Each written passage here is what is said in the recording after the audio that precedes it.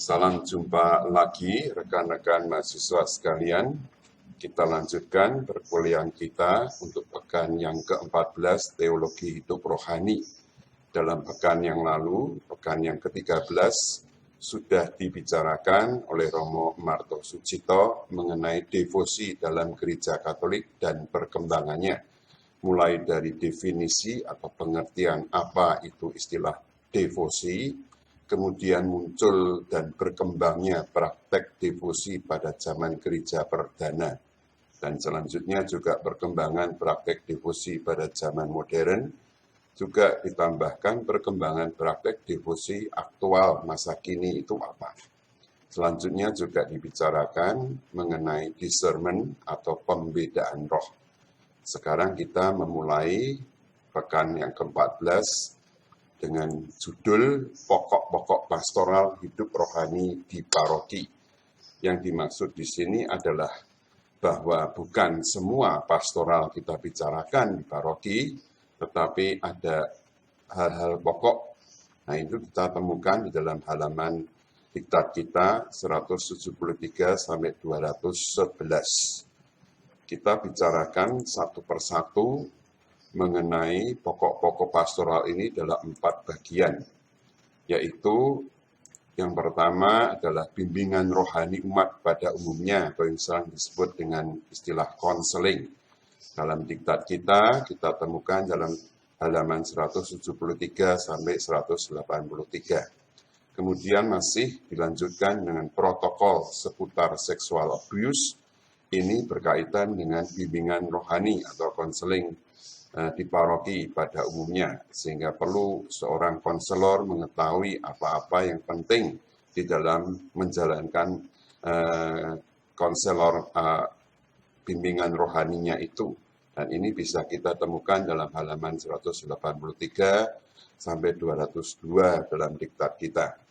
Lanjutnya adalah kita bicarakan mengenai retret dan rekoleksi yang sering ada di dalam kehidupan kegiatan paroki. Dan ini dalam diktat kita bicarakan di dalam halaman 202 sampai 208. Yang terakhir adalah pastoral pendampingan keluarga. Ini penting untuk pendampingan keluarga di paroki. Ini dalam diktat kita pada halaman 208 sampai 211. Kita akan bicarakan satu persatu dalam pokok-pokok pastoral ini. Yang pertama adalah bimbingan rohani umat pada umumnya, jadi konseling. Ya, kata bimbingan sendiri secara etimologis ya, dikatakan adalah terjemahan dari kata Inggris guidance. Ini dari akar kata guide yang berarti mengarahkan atau to direct. Kemudian bisa juga berarti memandu atau to pilot. Yang ketiga bisa juga berarti mengelola atau to manage. Dan yang keempat artinya menyetir atau to steer. Nah, istilah konseling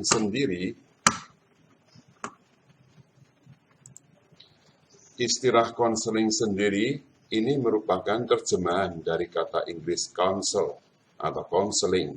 Ya, dari bahasa Latin consilium artinya bersama atau berbicara bersama. Menurut ini seorang tokoh, juga ada yang lain itu, W.S. Winkel dan Sri Hastuti, ya, konseling adalah serangkaian kegiatan paling pokok dari bimbingan dalam usaha membantu klien atau konseli itu secara tatap muka langsung dengan tujuan agar klien dapat mengambil tanggung jawab sendiri ya, terhadap berbagai persoalan atau masalah khusus yang dihadapi, maka masalah yang dihadapi oleh klien ini dapat teratasi semuanya. Tapi yang menentukan adalah bukan si konselor, melainkan klien. Konselor membimbing klien. Kemudian dengan demikian, bimbingan dan konseling sebetulnya tidak dapat dipisahkan. Karena di dalam prakteknya, kedua-duanya ini saling berhubungan satu sama lain dan saling mengisi satu sama lain. Bimbingan menyangkut konseling dan sebaliknya konseling menyangkut juga bimbingan. Kemudian kita lihat selanjutnya adalah sifat-sifat khas yang membedakan antara bimbingan dan konseling. Meskipun itu kedua-duanya tidak bisa dipisahkan. Konseling atau konseling itu berarti penyuluhan, salah satu metode dari bimbingan atau guidance. Jadi konseling itu merupakan salah satu model, metode dari bimbingan. Maka bimbingan, bimbingan guidance lebih luas dari konseling. Karena itu konseling adalah bimbingan, tetapi tidak semua bentuk bimbingan itu berarti konseling. Nah, pada konseling sendiri telah ada masalah yang tertentu. Jadi ada masalah si klien. Sedangkan pada bimbingan tidak selalu ada masalah lebih dulu. Bimbingan dapat diberikan sekalipun tidak ada masalahnya.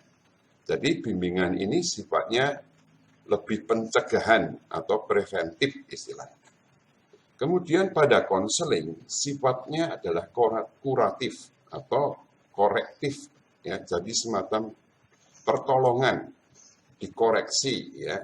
Maka pada konseling tidak ada unsur preventif. Kalaupun ada unsur preventif, maka unsur itu mencegah supaya jangan sampai timbul masalah yang lebih dalam. Ya. Nah, konseling pada prinsipnya dijalankan secara individual. Artinya apa? Yaitu antara konselor dengan klien secara face to face, ya. Sedangkan pada bimbingan kegiatan dijalankan secara kelompok atau secara grup, itu istilahnya. Selanjutnya kita akan melihat ruang lingkup, ya, ruang lingkup bimbingan atau konseling dari segi pendekatan persoalan yang khusus, ya, persoalan atau kasusnya, gitu. Itu bisa berarti 3, preventif, kuratif, dan perseveratif. Kita akan lihat satu persatu dulu. Jadi, bimbingan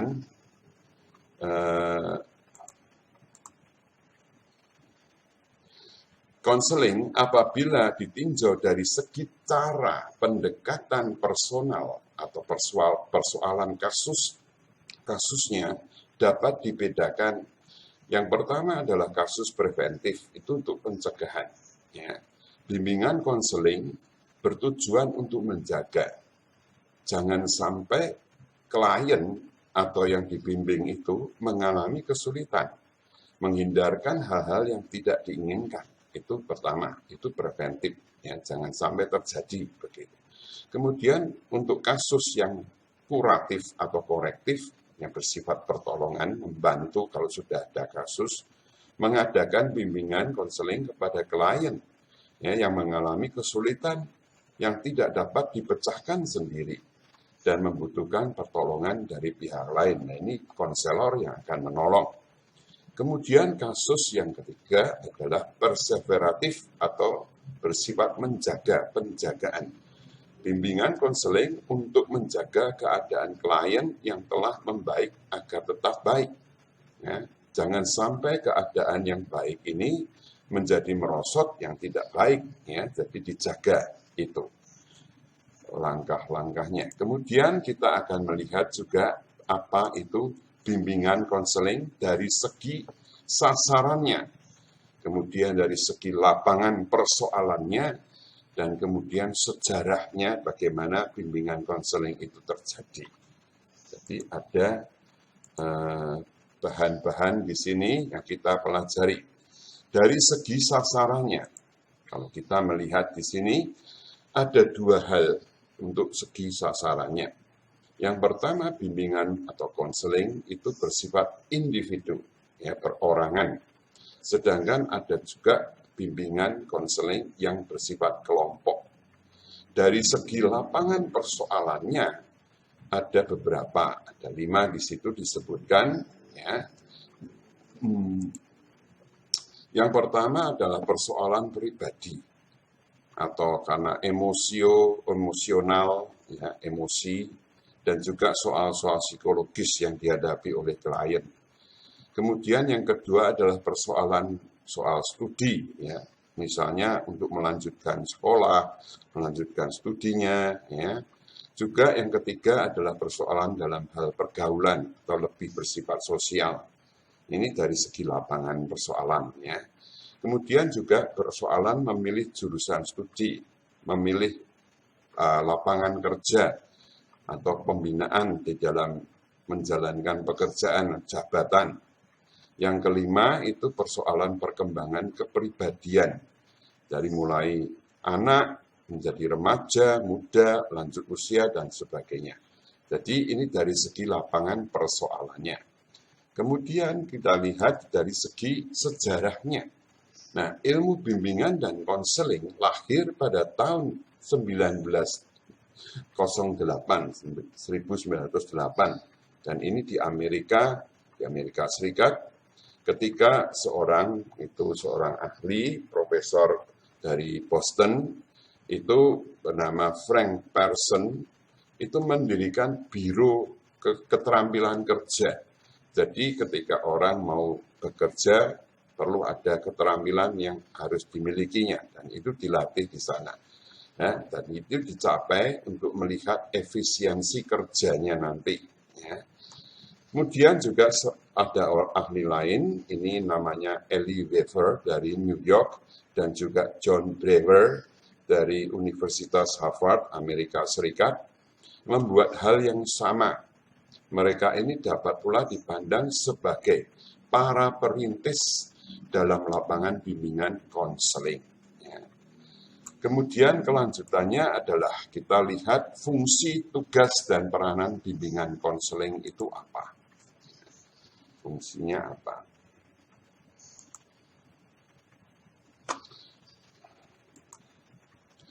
Fungsi bimbingan konseling secara umum adalah sebagai fasilitator atau motivator bagi klien dalam usaha untuk mengatasi dan memecahkan problema atau problem masalah kehidupan klien dengan kemampuan yang ada pada dirinya sendiri. Jadi pada klien mempunyai kemampuan, sebetulnya inilah yang ditolong supaya muncul. Nah, fungsi ini dapat dijabarkan dalam kegiatan yang bersifat preventif, penjagaan, ya, pencegahan, ya, atau yang bersifat juga lebih represif, kuratif, yaitu penyembuhan. Ya. Nah, tugas bimbingan konseling secara umum adalah melayani klien agar ia mampu mengaktifkan potensi fisik dan psikisnya, jiwaannya sendiri dalam menghadapi atau memecahkan problem atau persoalan hidupnya yang dirasakan sebagai sesuatu yang menghambat atau menghalangi perkembangan lebih lanjut dalam bidang-bidang tertentu, dalam pekerjaan, dalam kehidupan sosial misalnya, ya. Nah, peranan bimbingan konseling adalah membantu mengatasi masalah yang dihadapi oleh klien dengan pertama-tama mengidentifikasi masalah yang ada pada klien. Itu langkah pertama. Dan seorang pembimbing atau konselor haruslah memiliki kualitas atau keahlian yang dapat memperlancar relasi dalam bimbingan, dalam konseling itu. Jadi, pertama-tama bukan untuk menyelesaikan soalnya, tetapi membantu klien untuk menyelesaikan masalah atau problem yang dia hadapi. Ya, ini artinya dalam arah pembimbingan atau konseling itu. Kemudian kita lihat selanjutnya bimbingan dan konseling yang lebih bersifat rohani atau agama. Nah, ini seorang psikolog yang disebut dengan nama Jung itu, ya. Menurut Jung, bimbingan dan konseling rohani atau konseling atau agama dapat dilakukan dengan psikoterapi berdasarkan pendekatan agama atau rohani. Ya. Jadi konseling rohani. Nah, model ini dinamakan religio psikoterapi. Jadi penyembuhan penyakit melalui terapi kejiwaan berdasarkan nilai keagamaan atau kerohanian yang dianut oleh si klien. Nah, memang semua ini harus berangkat dari ajaran-ajaran atau nilai-nilai ajaran agama. Ya. Nah, di sini para klerus, para imam, juga rohani, wan, rohaniwati, bruder, suster, brother, ya. Para awam katekis juga yang mempunyai perilaku sehari-hari mencerminkan contoh dan teladan yang baik di tengah umat, ini dapat menjadi pembimbing dan penyuluh konselor rohani yang tugasnya memberi petunjuk atau jalan, ya, menunjukkan arah. Ya. Ia juga sebagai juru pengingat yang mengingatkan semua apa yang harus dilakukan oleh si klien. Juga dia berfungsi sebagai penghibur, ya, karena klien juga merasa sedih, ya, berduka, maka dihibur. Serta juga secara direktif, ya, menyampaikan pesan-pesan agama atau pesan-pesan rohani sehingga menumbuhkan kembali potensi iman dari si klien. Ya. Jadi dikuatkan kembali iman si klien itu. Dan ini bisa diharapkan juga menjadi semacam terapi untuk si klien. Kemudian bimbingan dan konseling tidak hanya untuk orang yang sedang mengatasi masalah serius, atau bimbingan ini dimanfaatkan pada saat orang menghadapi gangguan atau penyakit jiwa, ya. Melainkan untuk semua yang membutuhkan bantuan psikologis.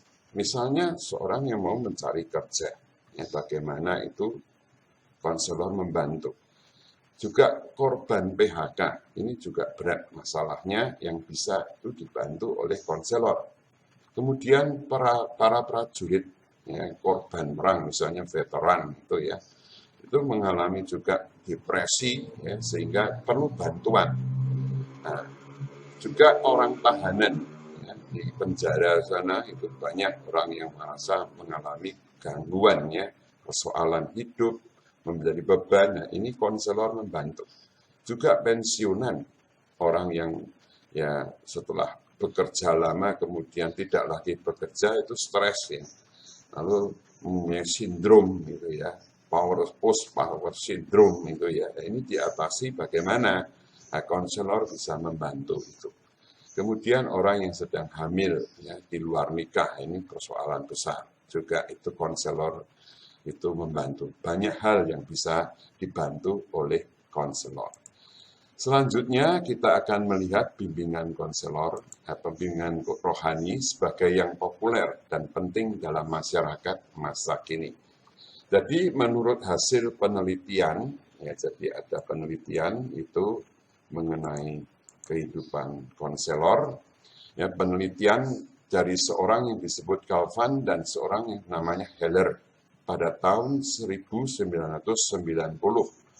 Dia menyatakan bahwa sekitar 40% orang yang mengalami problem kejiwaan atau psikologis itu lebih suka untuk minta bantuan pada rohaniwan atau agamawan.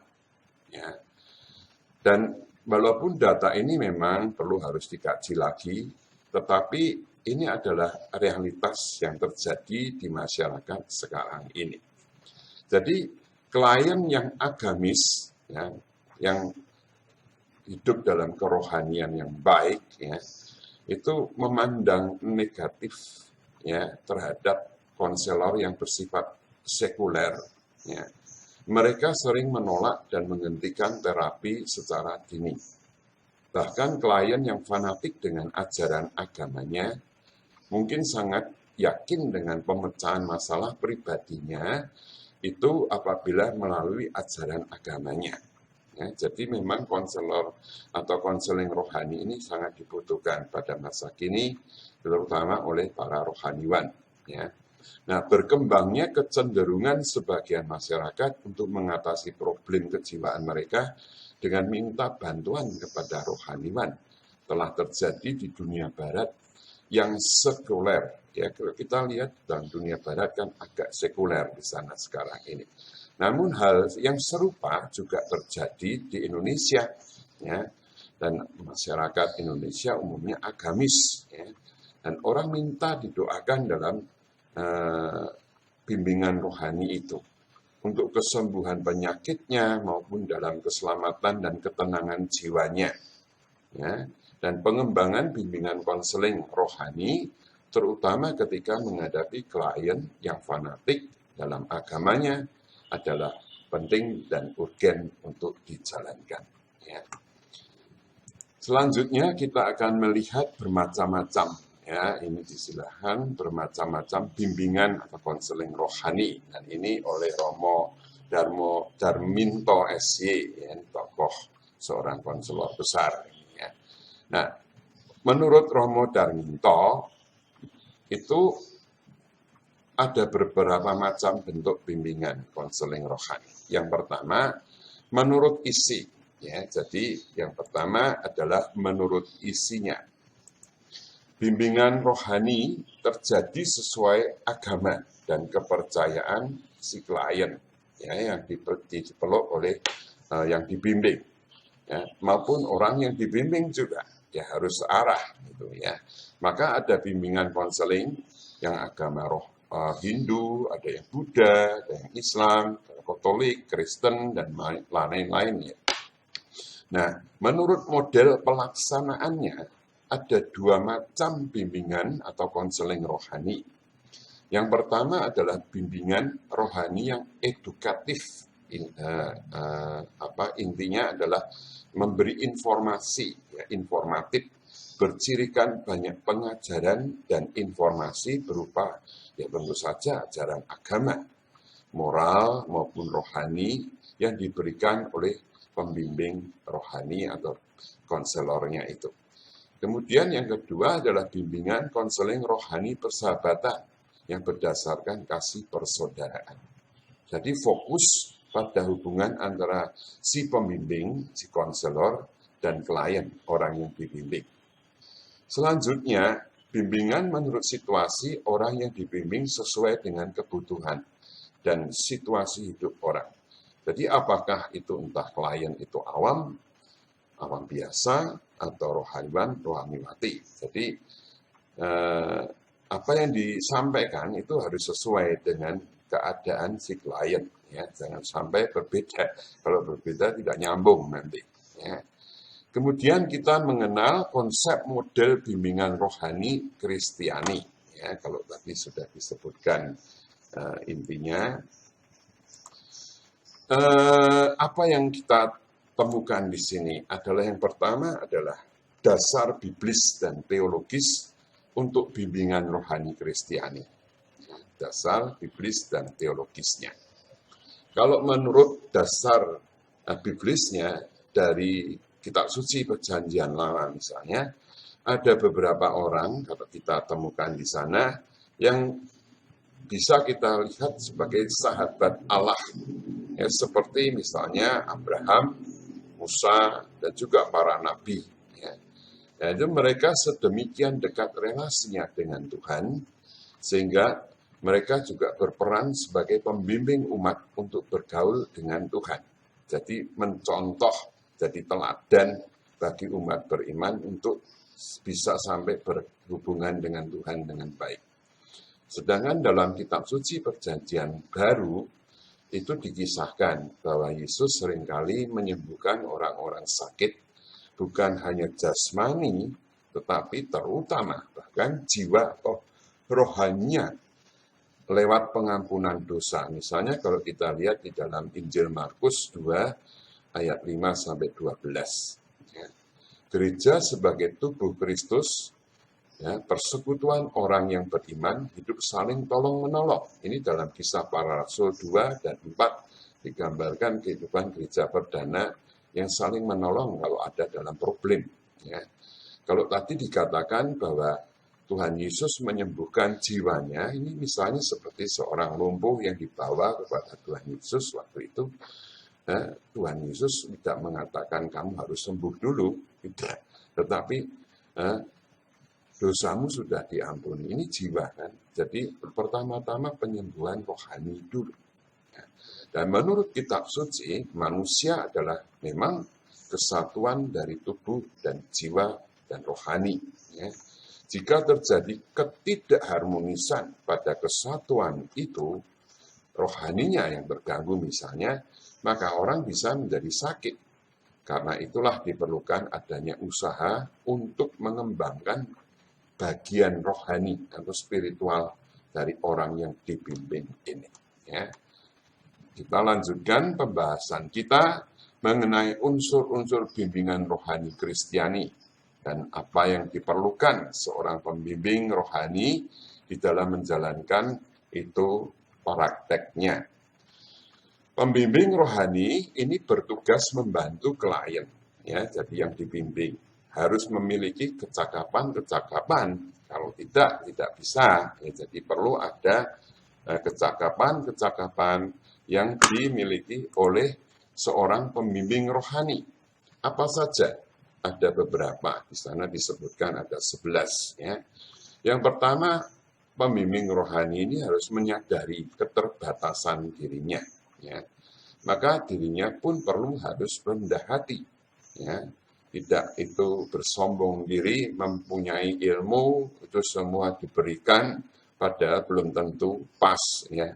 Jadi perlu rendah hati untuk mendengarkan lebih dahulu si klien. Ya. Yang kedua adalah bahwa pembimbing rohani mempunyai pengetahuan psikologi yang cukup. Jangan sampai tidak tahu apa-apa mengenai ilmu jiwa, lalu bicara banyak. Ya. Yang ketiga adalah bahwa pembimbing rohani itu mampu memberikan inspirasi. Ya. Jadi inspirasi itu tuntunan, jadi dan dorongan bagi si klien untuk mengolah dirinya, untuk itu bisa menghadapi persoalan dirinya. Yang keempat, bahwa pembimbing rohani perlu mampu menempatkan diri pada keadaan yang berbeda-beda. Jadi harus cakap untuk melihat situasi, ya, kehidupan si klien. Ya, apa yang diutarakan harus tahu tempatnya di mana. Ya. Nah, tempat inilah penting untuk memberikan nasihat atau bimbingan.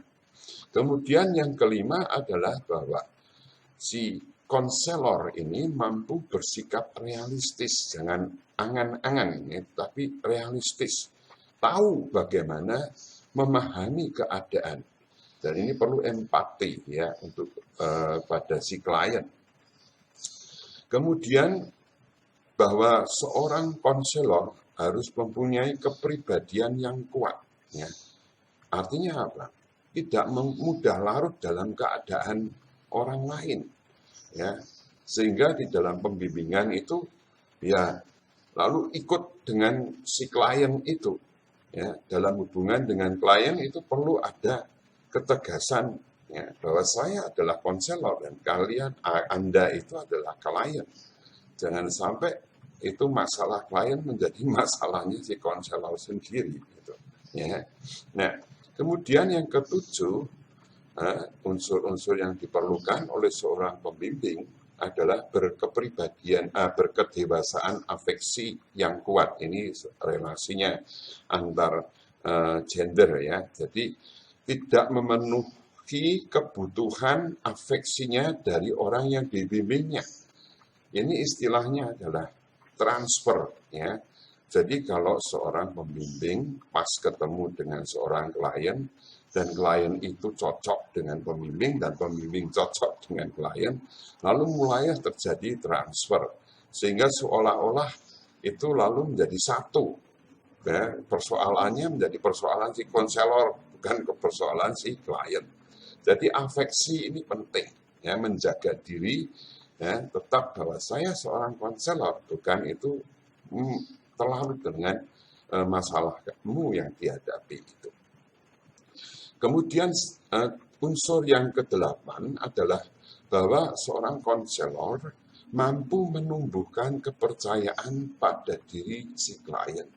Jadi menumbuhkan bahwa klien ini bisa menyelesaikan persoalannya. Ya. Dan tentu saja harus ada juga unsur mampu berkomunikasi. Sebab kalau tidak ada komunikasi, ya tidak akan terjadi. Sedangkan unsur yang ke-10 adalah bahwa si konselor mampu menyimpan semua isi pembicaraan pribadi konfidensial.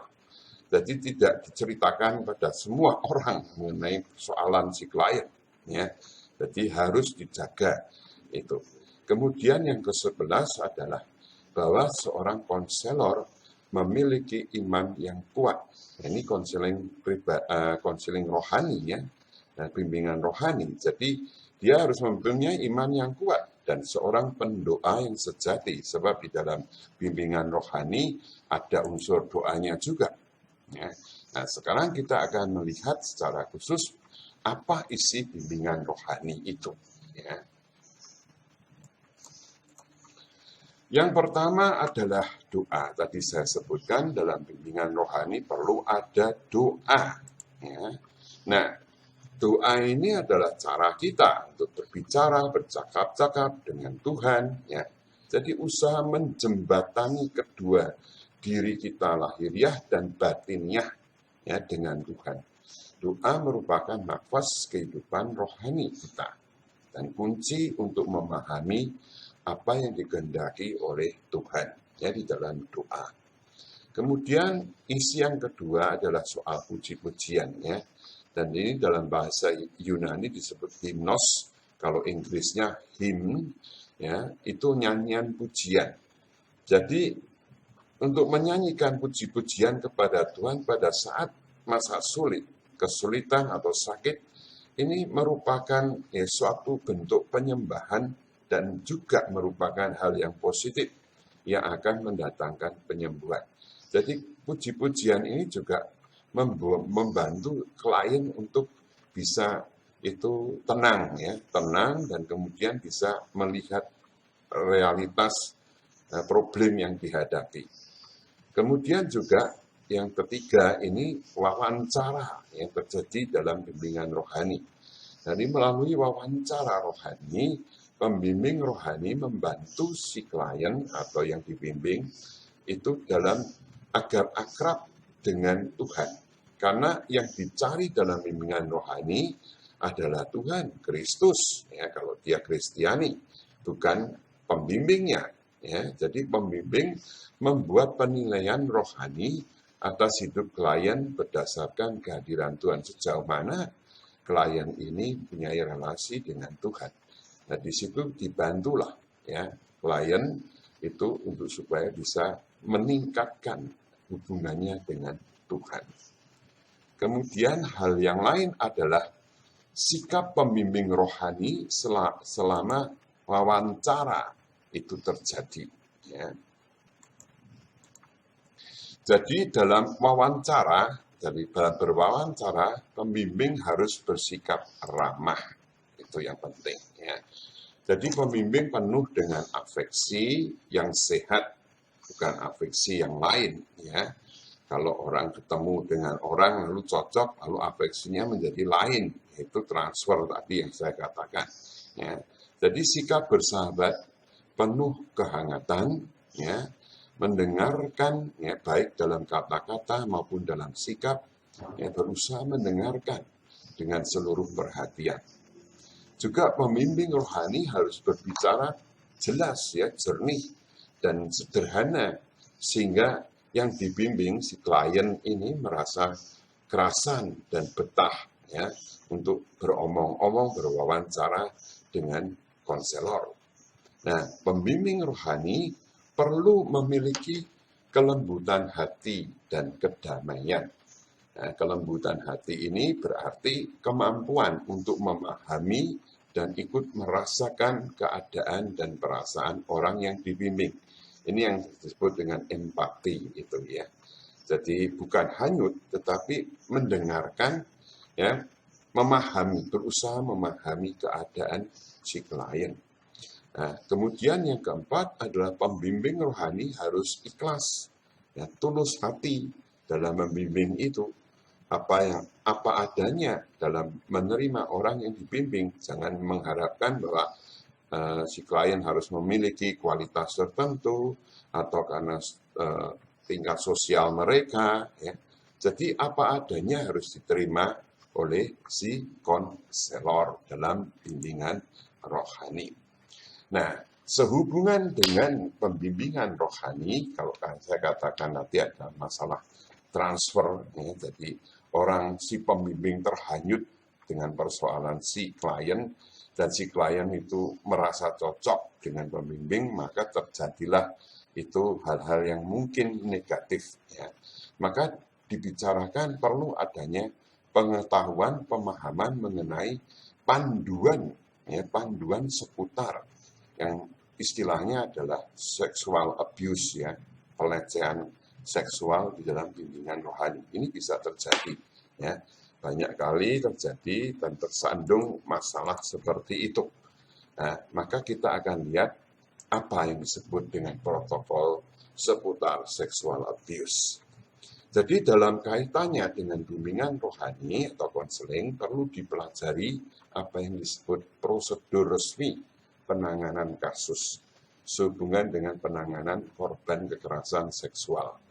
Ya, dan banyak terjadi bahwa yang datang kepada pada konselor itu dengan masalah-masalah yang berat, ya, terutama kekerasan seksual.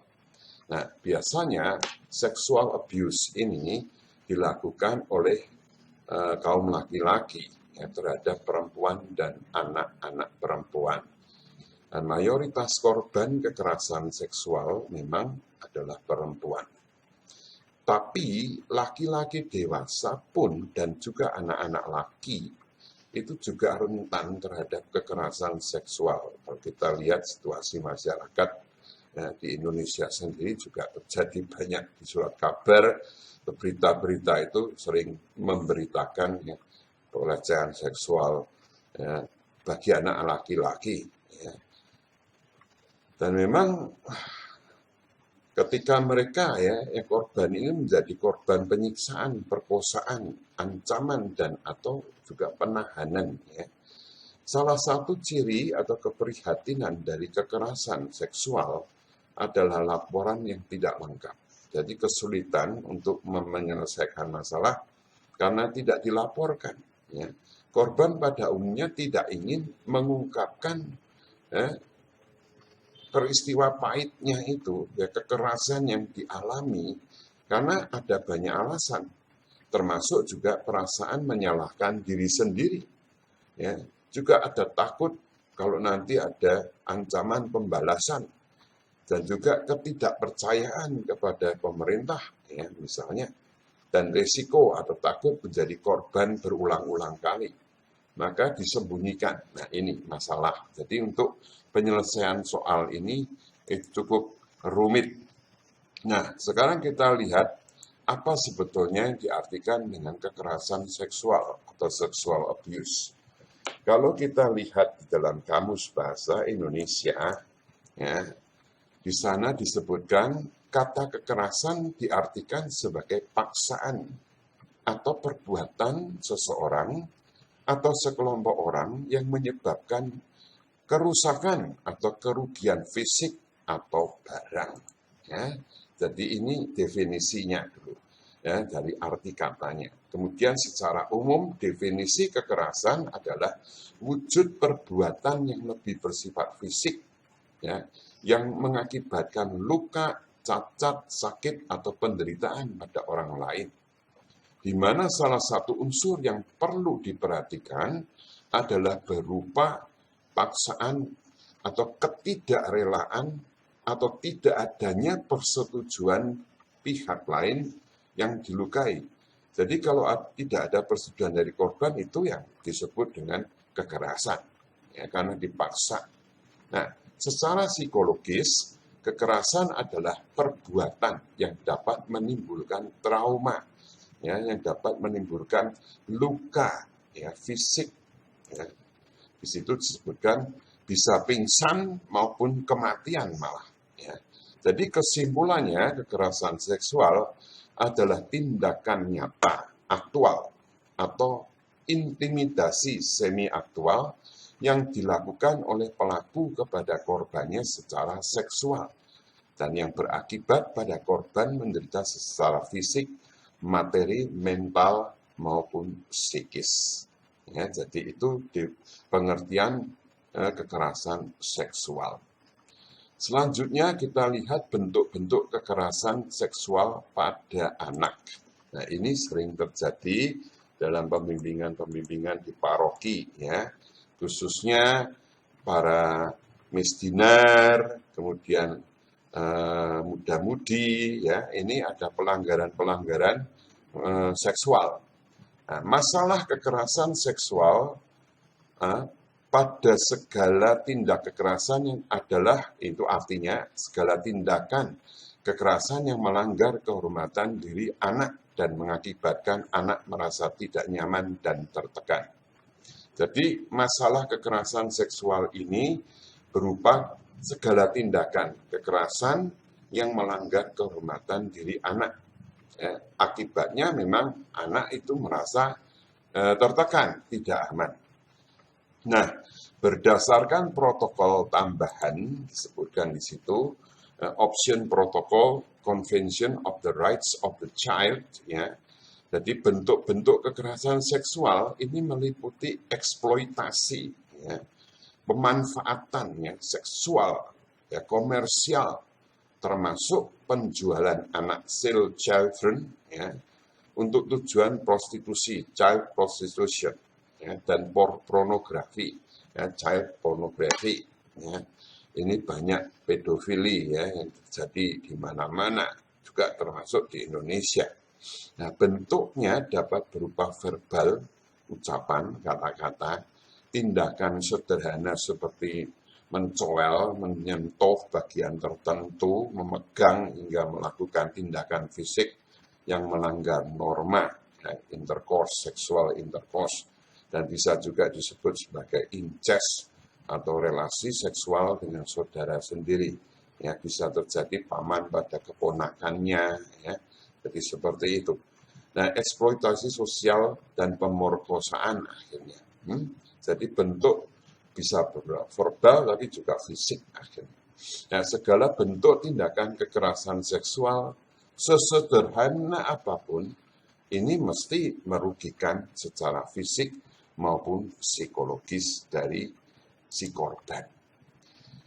Kemudian kita melihat ada 15 bentuk kekerasan seksual ini menurut Komnas, Komisi Nasional Perempuan, ya. Dikatakan di sana ada 15 bentuk. Saya tidak menjelaskan secara mendetail, tetapi nanti bisa dilihat saja di dalam diktat. Ya. Jadi yang pertama soal pemerkosaan, pasti ini pemaksaan, ya, untuk secara seksual itu melampiaskan keinginan seksualnya ini dengan memperkosa. Kemudian yang kedua adalah intimidasi. Jadi orang diancam. Ya, kalau kamu tidak mau berbuat ini, maka di situ intimidasi itu terjadi. Kemudian juga pelecehan seksual. Nah, pelecehan itu bisa juga macam-macam seperti yang saya katakan tadi. Secara verbal pun itu juga bisa berarti pelecehan seksual. Banyak terjadi, ya, dengan menyebut bagian-bagian tubuh tertentu dengan ucapan ini sudah pelecehan seksual. Kemudian eksploitasi seksual, ini lebih jahat lagi, ya, karena itu memanfaatkan, ya, secara seksual itu korban. Kemudian perdagangan perempuan untuk prostitusi atau eksploitasi, ya, orang itu human trafficking itu yang mengatakan sekarang ini, ya. Kemudian juga prostitusi secara paksa. Ini terjadi juga misalnya dalam kehidupan keluarga, seorang suami itu melacurkan istrinya misalnya, seperti itu. Kemudian perbudakan seksual, ya. Jadi ini memang bertujuan untuk menjadikan itu klien itu budak seksualnya. Kemudian pemaksaan perkawinan. Jadi kalau orang dipaksa untuk kawin padahal tidak ada hubungan cinta, ini juga termasuk itu satu kekerasan seksual. Kemudian pemaksaan kehamilan demi sesuatu tujuan tertentu. Orang dipaksa untuk hamil, ya, supaya dengan demikian dapat terjadi perkawinan misalnya, seperti itu. Kemudian pemaksaan aborsi, kalau terjadi hubungan tidak direstui, kemudian anak mau dikorbankan, ini pemaksaan aborsi. Kemudian pemaksaan disebut di sana itu kontrasepsi, ya. Jadi bagaimana sterilisasi itu juga dipaksakan. Nah, kontrasepsi itu kan pencegahan kelahiran, ya, bentuknya macam-macam. Ya. Kemudian penyiksaan seksual, ini secara sadis dibuat oleh seseorang yang terhadap korbannya. Kemudian penghukuman bernuansa seksual mempermalukan di depan umum secara seksual, misalnya seperti itu. Ada lagi yang namanya praktek tradisi yang bernuansa seksual. Sebagai contoh misalnya salah satunya adalah misalnya sunat pada perempuan. Ya, ini juga termasuk sebetulnya kekerasan seksual walaupun diakui atau diterima oleh tradisi tertentu dalam kehidupan masyarakat. Ya. Kemudian juga kontrol seksual. Jadi menerapkan aturan moral dan agama yang diskriminatif. Ya, kalau kita lihat orang dipaksa untuk berpakaian sedemikian rupa, sehingga semua tubuh dibalut, tidak tahu lagi orang siapa. Nah, ini juga sebetulnya satu bentuk kekerasan seksual walaupun diakui atau diterima oleh agama atau budaya tertentu. Ya, ini sebetulnya harus diperhatikan sebagai salah satu bentuk kekerasan seksual. Nah, kemudian kita lihat faktor-faktor yang menyebabkan adanya kekerasan seksual. Ya. Dan ini bisa terjadi macam-macam bentuknya. Jadi yang pertama adalah karena kepolosan seorang korban. Ya, jadi inosen, polos, dan tidak berdaya. Nah, kalau dia berhadapan dengan orang dewasa atau orang tua atau orang terdekat dari si anak atau si korban. Mau tidak mau harus menuruti ya, apa yang dikatakan, apa yang dimaui oleh si orang dewasa atau orang tua atau yang dekat dengan korban itu. Kemudian faktor rendahnya ya, moral dan mentalitas si pelaku. Ya. Jadi moralitas dan mentalitas yang tidak tumbuh baik ya, membuat pelaku itu tidak dapat mengontrol nafsu atau perilakunya. Kemudian juga ada penyebab lain yaitu faktor anak mengalami cacat tubuh atau retardasi mental. Jadi pelaku itu merasa aman bila melakukan kekerasan seksual terhadap anak penyandang cacat. Ya, dikarenakan korban masih anak-anak dan karena cacat, ya, sehingga bukti yang akan dicari nantinya juga akan lemah. Si anak tidak bisa mengaku, tidak bisa menceritakan karena dia retardasi mental, tidak bisa berpikir baik. Nah itu. Kemudian juga kemiskinan dan ekonomi ini juga bisa menyebabkan kekerasan seksual. Artinya apa? Orang tua atau orang dewasa itu bisa menyuruh anak untuk menjual diri. Atau misalnya suami itu meminta supaya istrinya itu melacurkan diri, ya, pekerja seks komersial. Dan ini itu diharapkan untuk memenuhi kebutuhan keluarga finansialnya.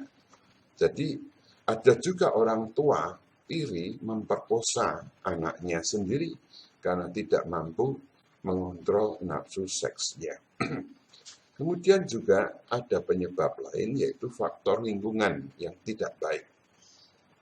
Jadi bisa terjadi karena bacaan-bacaan yang berbau porno, ya, gambar-gambar ya porno, film-film dan VCD porno, ya ini banyak beredar di masyarakat dan mudah didapat. Ya, sekarang dengan HP itu apa saja lewat internet itu bisa di-upload, ya, bisa ditonton, ya, dan kemudian memang berakibat negatif. Ya, bagi orang tertentu yang tidak bisa mengontrol nafsunya. Ya, ini. Kemudian dampak kekerasan seksual yang terjadi. Ya. Nah, ada beberapa dampak di sini yang terutama dialami oleh si anak atau si korban. Ya. Korban mengalami berbagai kesulitan, dampak-dampak yang terjadi. Jadi ada banyak dampak yang dialami oleh anak korban kekerasan seksual. Ada 3 hal yang pokok, yaitu yang pertama dampak fisik.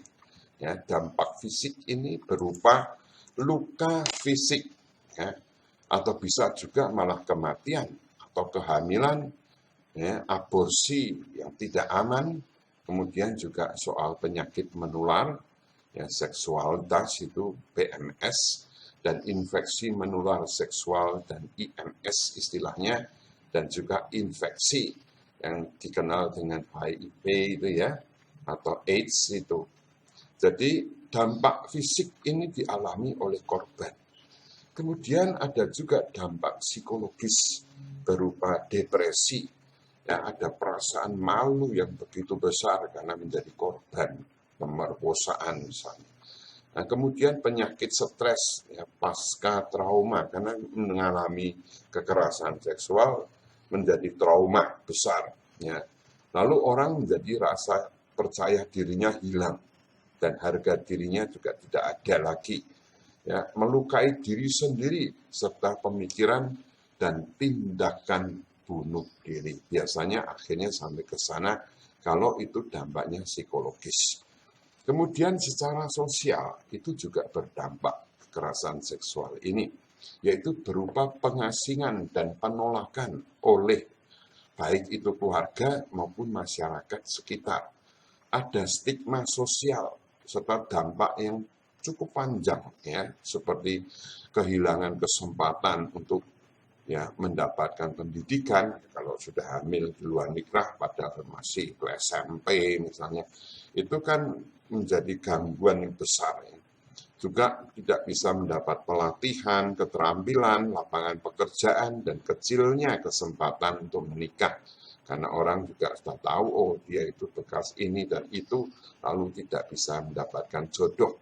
Kemudian penerimaan sosial dan integrasi masuk dalam masyarakat kembali itu susah, ya, kalau sudah menjadi korban. Nah, apa yang menimpa korban akan mempengaruhi kematangan dan kemandirian hidup korban di masa depan. Nah, caranya melihat dunia juga berbeda, serta masa depannya secara umum juga dirasa itu seperti madesu, ya, masa depan suram itu. Ya. Selanjutnya kita lihat kasus kekerasan seksual dalam gereja. Nah, ini ya menjadi hal yang perlu diperhatikan di dalam pembimbingan rohani yang muncul. Bagaimana dalam kunjungannya ke Timur Tengah, ya, ini Paus Fransiskus pada waktu itu mengunjungi Timur Tengah pada tanggal 4-6 Februari 2019, beliau itu melihat dan mengakui adanya kasus-kasus pelecehan seksual yang dilakukan oleh para pastor terhadap sejumlah biarawati. Bahkan dalam satu kasus, beberapa biarawati dijadikan budak seks seorang pastor. Misalnya seperti itu. Ya. Nah, banyak juga kasus-kasus pelecehan seksual terhadap anak-anak pedofili, ya, yang melibatkan sejumlah pastor gereja Katolik. Ini banyak disebut di media sosial maupun di dalam surat kabar, ya.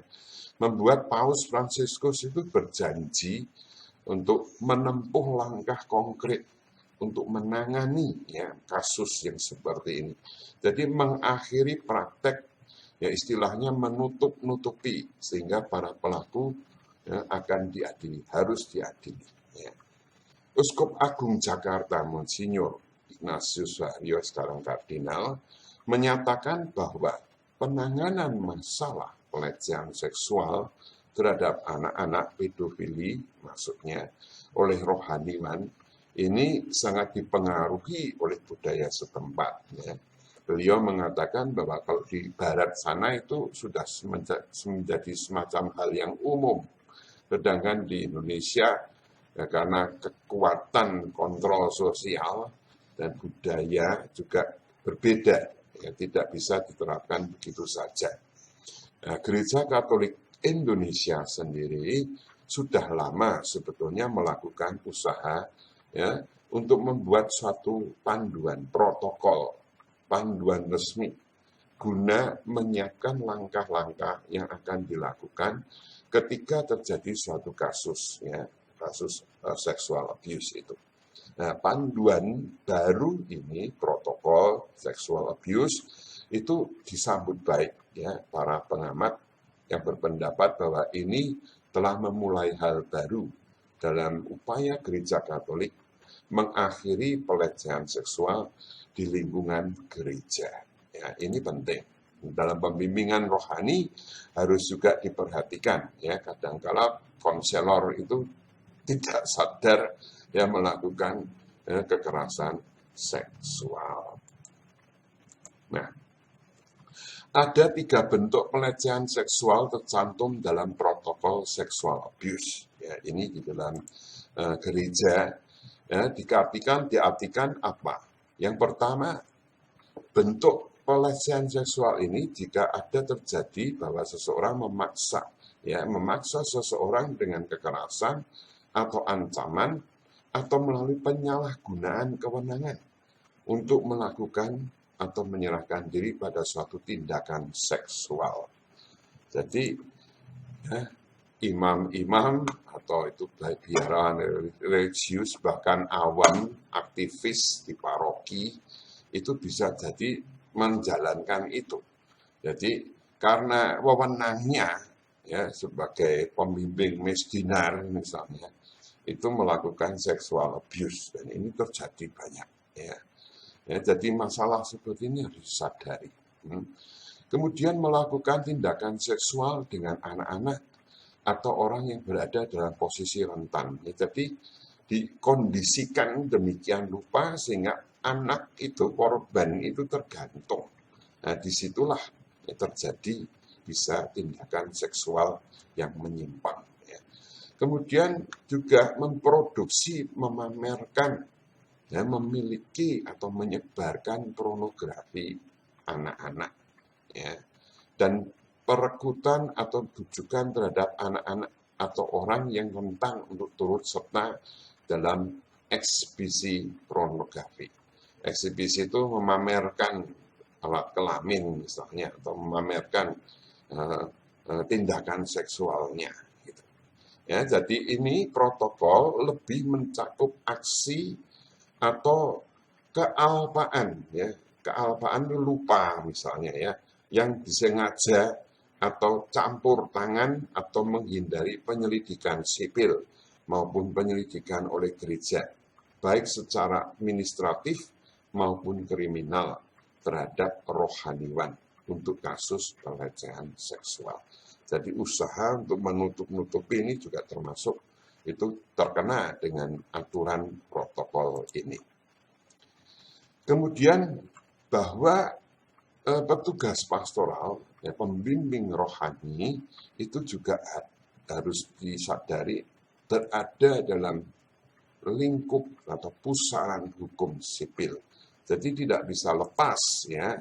Jadi hal-hal seputar hukum pidana ini harus diketahui ya, untuk kasus sexual abuse atau kekerasan seksual. Nah, apa saja di sana? Yang pertama adalah soal hukum pidana. Artinya ketentuan yang mengatur tindakan apa yang tidak boleh dilakukan, di mana saat tindakan tersebut dilakukan terdapat sanksi bagi orang yang melakukannya. Nah, hukum pidana juga ditunjukkan atau ditujukan untuk kepentingan umum. Jadi hukum pidana, ya, pelecehan seksual itu bisa masuk dalam ranah hukum. Nah, delik pidana atau perbuatan yang dapat dikenakan hukum ada 2 di situ disebutkan delik aduan. Artinya apa? Hanya dapat diproses, ya, kasus itu hanya dapat diproses apabila ada pengaduan atau laporan dari orang yang menjadi korban tindak pidana. Biasa terjadi bahwa tindakan seksual terjadi lama, ya, beberapa tahun yang lalu. Tapi kalau tidak ada pengaduan, ya, tidak akan terjadi itu proses. Tetapi ketika ada pengaduan, entah berapa puluh tahun yang lalu, itu bisa diungkap kembali. Ya, jadi kasus itu bisa menjadi aktual kembali. Ini perlu diingat, ya. Kemudian delik yang lain adalah delik biasa atau umum. Jadi suatu kasus tanpa adanya persetujuan korban. Jadi kalau ada terjadi sexual abuse, ya, tanpa persetujuan korban, pihak yang berwajib punya kewajiban untuk memprosesnya. Jadi entah dia itu diadukan atau tidak, tapi kalau si yang berwajib itu mengetahui ada kasus seperti itu, bisa diproses. Sekalipun sudah ada perdamaian antara korban dan pelaku atau penyitas istilahnya. Jadi walaupun orang sudah berdamai, ya, tapi karena kasus itu ada dan diketahui oleh yang berwajib, itu bisa dimasalahkan kembali, bisa diproses kembali. Ya, ini terjadi di Barat itu ya, banyak itu korban pedofilia itu ya. Jadi keuskupan Dallas itu di Amerika Serikat itu sampai bangkrut karena harus membayar begitu banyak uang itu untuk karena kasus-kasus, ya, entah itu imam, entah itu biarawan, atau entah itu katekis, ya, itu yang melakukan itu sexual abuse dan sudah lama, dan itu bahkan orangnya sudah hampir meninggal, itu pun bisa diungkit kembali. Nah ini juga menjadi lahan cari uangnya para lawyer ya, para penegak hukum itu yang seringkali ya cari gara-gara seperti itu. Ya, baik.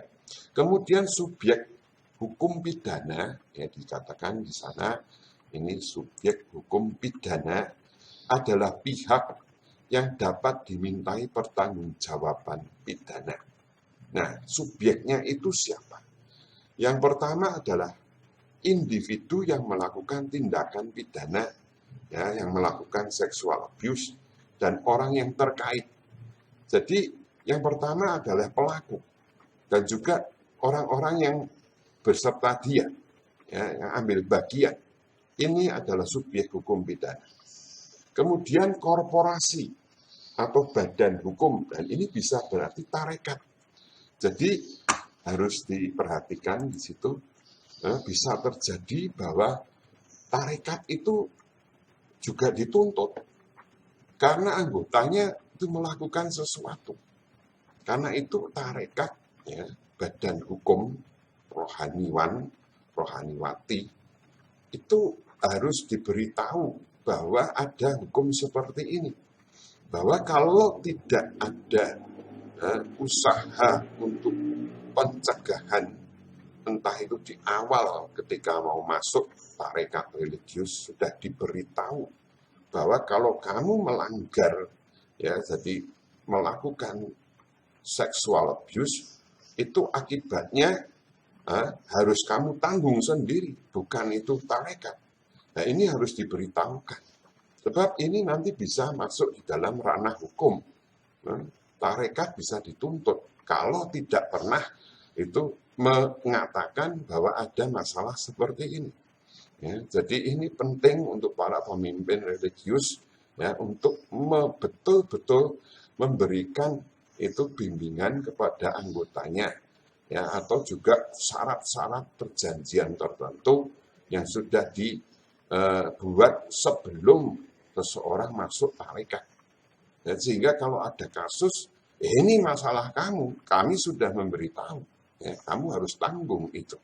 Memang tarekat tidak bisa lepas tangan begitu saja, tapi juga membantu. Tetapi sekali lagi, yang namanya hukuman bukan tarekatnya yang dihukum, tetapi ya orang pelaku itulah yang harus dihukum karena sudah diberitahu sejak dulu. Ya, jadi masalah kesalahan bukan pada tarekat, tapi pada si pelaku itu sendiri. Kemudian juga institusi gerejani, ya misalnya keuskupan, ya keuskupan ini juga harus bertanggung jawab. Caranya sama seperti yang di tarekat tadi. Jadi kalau betul seorang yang mau masuk menjadi imam projo, ya itu diberitahu dulu, ya supaya nanti dalam kasus yang terjadi itu pertanggungan jawab bukan hanya pada tarekat atau pada keuskupan, tapi si pelaku harus mengalami juga itu tanggung jawabnya itu. Ya. Baik, sekarang kita masuk di dalam topik lain, yaitu soal retret dan rekoleksi. Ini kita masuk di dalam retret dulu ya. Apa itu kegiatan pastoral di paroki yang disebut dengan retret? Nah, secara etimologis ya, dalam etimologisnya, retret itu berasal dari kata Latin ya, riterare. Ya, riterare berarti menarik diri, ya, menarik kembali. Ya, dalam bahasa Inggris disebut sebagai retreat ya, atau Arabnya itu khalwat ya, menarik diri atau mengasingkan diri untuk sementara waktu ya. Nah, definisi umumnya untuk retret adalah kegiatan mengasingkan diri, menarik diri dari keramaian atau kesibukan rutin sehari-hari dan pergi ke suatu tempat yang sepi tersendiri ya untuk beberapa waktu beristirahat atau memusatkan perhatian pada hal atau tugas pelayanan khusus. Kalau mesin saja harus berhenti, apalagi manusia. Ya. Kalau terus-menerus dipakai, ya ambrol itu ya. Maka perlu ada renovasi, ada sebentar istirahat untuk membenahi diri. Nah, dari segi fungsinya, secara khusus, retret adalah kegiatan yang dilakukan oleh lembaga keagamaan, ya biasanya gereja, secara berkelompok atau pribadi untuk mengundurkan diri, mengasingkan diri sementara waktu dari kesibukan dunia ramai dan dari pola gaya hidup ya rutin yang sering memang tidak sehat atau kurang sehat, tidak teratur. Maksudnya adalah untuk membina diri kembali, ya, merenung, memelihara hidup rohani atau iman ya anggota jemaat gereja itu. Nah, karena itu retret dapat dibuat atau dilakukan untuk alasan yang berhubungan dengan kebutuhan, keperluan spiritual ya, jadi kebutuhan rohani, menghindari stres misalnya, menjaga kesehatan, bagian dari gaya hidup ataupun hal-hal sosial atau ekologis lainnya. Ya. Kemudian kita lihat dari segi biblis, historis retret itu, ya, segi historis dan biblis dari retret.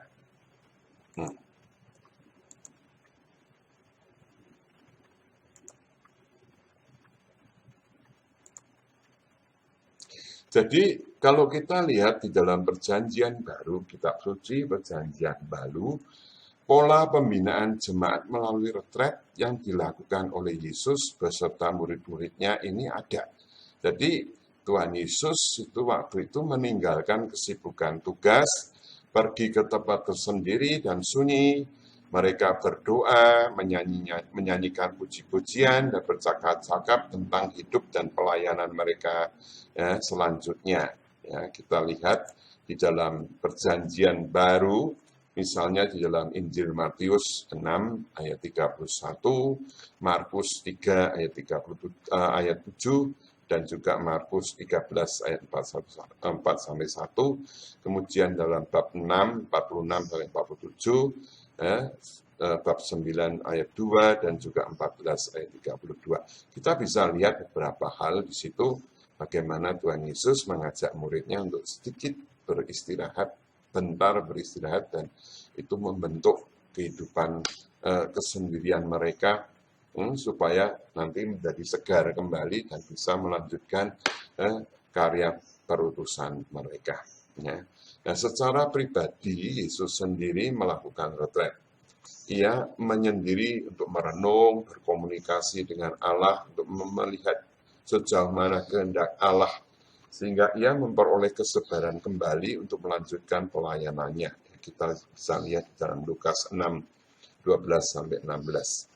Nah, secara historis dalam hidup gereja, kita temukan di sana, retret ini semula ditemui di dalam kehidupan para rahib, ya, rubiah, biarawan, biarawati, itu ya.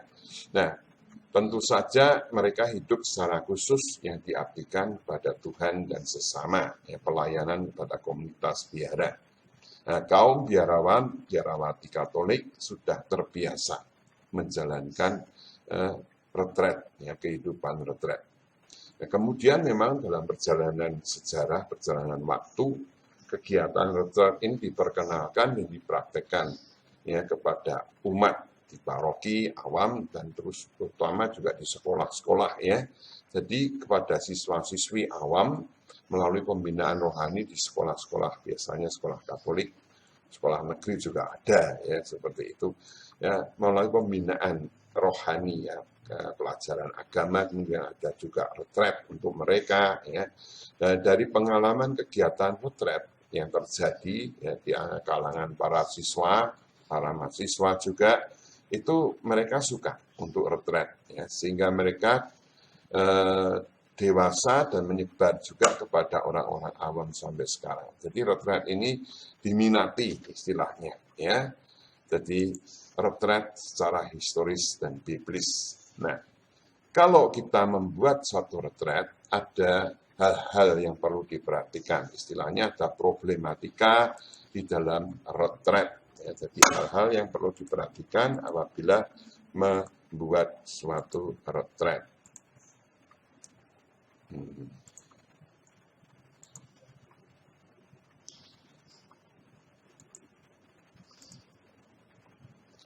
Jadi problematikanya apa di sana disebutkan di dalam problematika retret itu. Yang pertama adalah soal waktu. Ya, jadi waktu yang diperlukan untuk pelaksanaan retret. Jadi retret itu dibuat tidak semata-mata begitu saja. Ya, tidak hanya pada saat pelaksanaannya yang biasanya 3 hari ya kurang lebih, tapi juga mulai dari persiapan dan evaluasinya nanti. Jadi waktu ini bisa bulanan, ya, persiapan ini sampai berbulan-bulan pun bisa terjadi itu. Ya. Maka acara retret harus dipersiapkan jauh-jauh hari. Tidak hanya menyangkut hal-hal teknis, tetapi juga dan umumnya hal-hal yang pokok. Apa itu? Misalnya topiknya. Ya. Topik retretnya apa nanti? Atau hal-hal yang lain ditekankan dalam retret itu. Mau dikatakan apa yang supaya bisa dicerna di dalam masa retret itu. Termasuk juga kesiapan dari para peserta.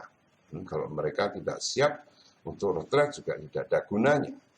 Kemudian juga masalah personil, ya, personil tertentu yang diperlukan untuk ya mengisi retret itu, yang disebut dengan istilah narasumberkah, pembimbing retretkah, ya. Jadi juga untuk mengurus, merencanakan dan melaksanakan kegiatan. Nah, di sini peranan panitia ini sangat penting, sangat menentukan.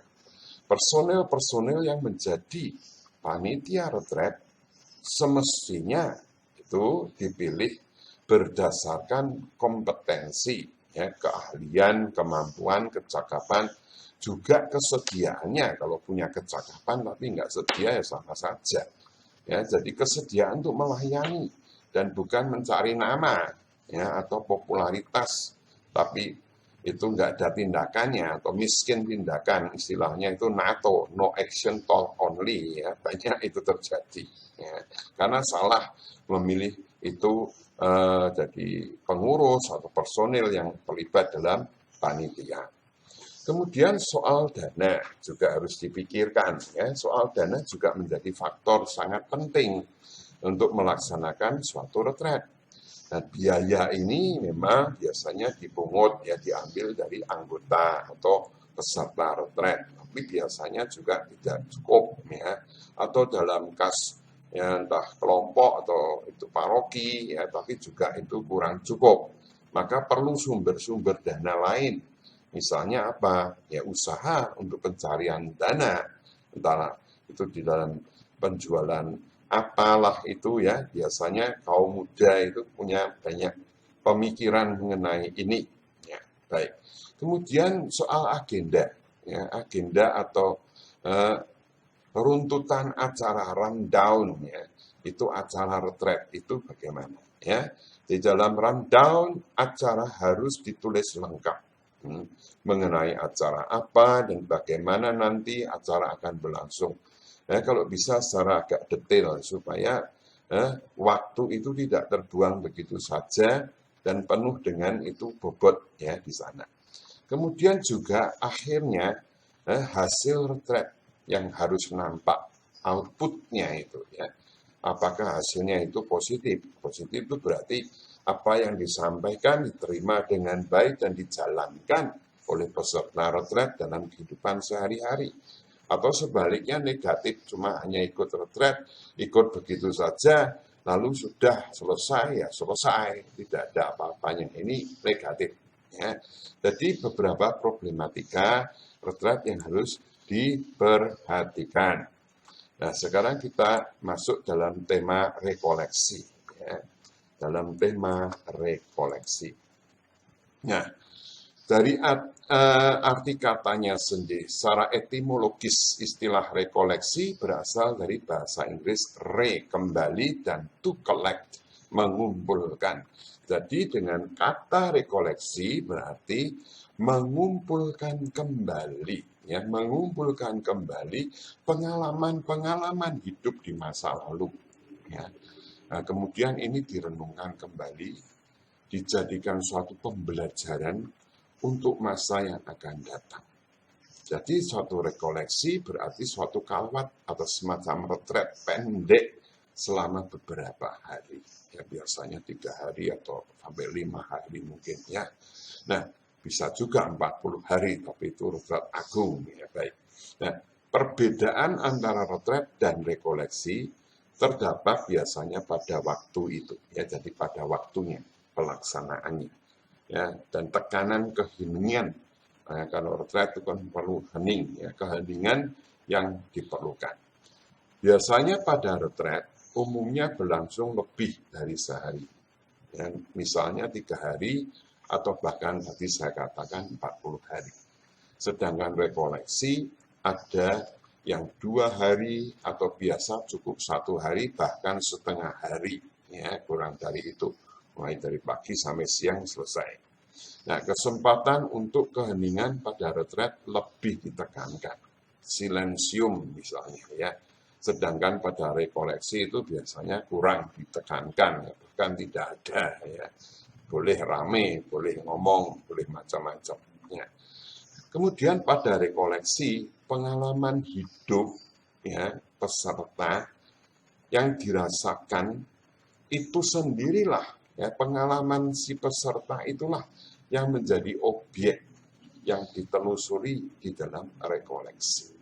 Jadi bukan ceramah, ya, bukan juga bahan-bahan studi, ya, bahan renungan, tapi pengalaman hidup, ya, pengalaman yang dialami oleh peserta itu yang perlu diolah. Ya. Nah, pembimbing dan pembina, ya, pemberi istilahnya, atau narasumber ya, dari satu rekoleksi itu sebenarnya hanya bertindak sebagai pemandu, ya, pemandu saja. Tetapi dalam kasus tertentu memang diperlukan seorang pendamping yang ahli dalam bidangnya.